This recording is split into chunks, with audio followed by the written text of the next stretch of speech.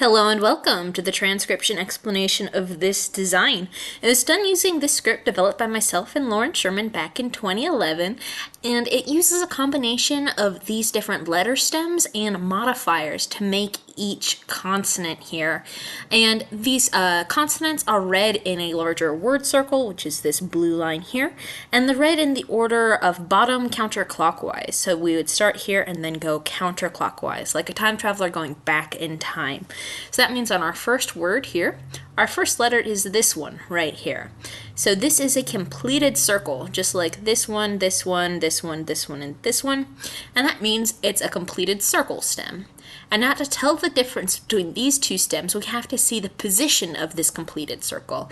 It's either on the line of the word circle or inside our word circle. And this one is inside our word circle, meaning our letter is going to be somewhere in this row.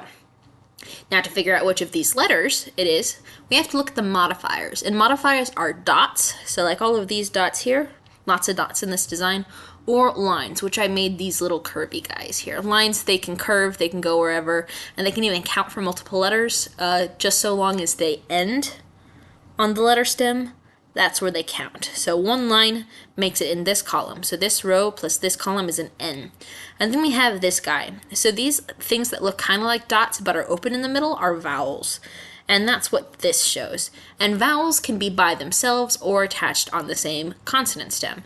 And we're still in this row because we have our N. So we're going to look at this little diagram here, which has these three different consonant positions, and we're going to see that ours matches this red one right in the middle. So if we follow that red one down, that would be an E. So NE.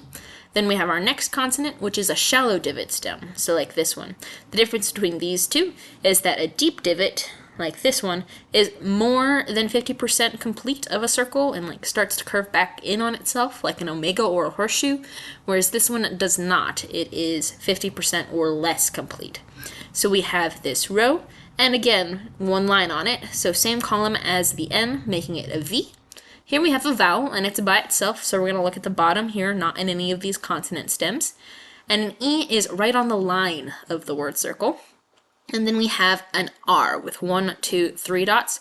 So it's in the same row as the V, but in the column with 3 dots, and making it an R. So there's never. And now we have lots of dots in this one, bottom of the circles here. Here's our first letter. And we have to figure out where these dots go. So dots count on the closest consonant stem without any lines. So we have 1, 2, 3, 4 dots, all closest to this consonant stem. Because this dot's closer here than here, this dot's closer here than here, and these two are inside it, so they obviously belong here. So 1, 2, 3, 4 makes that a C. So circle inside the word circle, just like the N, and that would be the C. And then we have this shallow divot with 1, 2 obvious dots, and then this third one here, which is closer here than any of these other circles. So that would be 1, 2, 3 there, making it an R. And then we have a vowel, and it's on the line of the word circle like an E, but it has this line going outwards.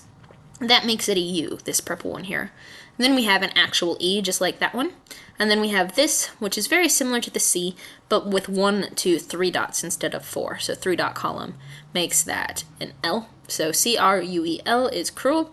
And then we have this word here, bottoms here. Here's a vowel, and it's inside our word circle. So it's in this position here, the O position. So there's an O. And then we have this shallow divot with 1, 2, 3 dots. So that's another R, just like this R. So that's the OR. And then our last word here starts at the bottom. We have the circle inside the word circle. And lines that pass through letters do not count, which is why they specifically count where they end on a letter stem. So 1, 2, 3, 4 dots makes this another C, just like this letter C. And then we have a vowel attached to it. So we're going to look at this stem, and it is like a bead on a string, like that one there. So that makes it an O. Then we have this shallow divot with 1, 2 lines, making it a W.